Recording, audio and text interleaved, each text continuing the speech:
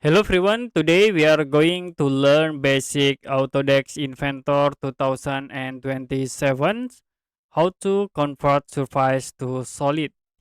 So I will create for the new part and create start to sketch. I will choose top plane and draw rectangles, click finish. Now to convert into surface, you can use the patch tools, select the object and then you can click apply. Click done. And another I will create again at this line. So we create for the new angle plane. And you can set for the rotation. Okay, we can draw again in this plane, another sketch. Use the rectangle tools. Click finish.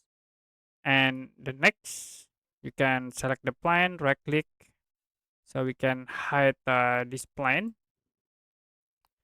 And to convert this object, you can use patch again. Select the objects and click apply, click done. Now you can connect these two surface by using the stitch tools. Click apply. Now if you want to convert this surface to solid, you can select the object and then we can use the thicken tools. You can click, you can set for the directions and set for the distance here. If you done, you can click OK to convert into solid.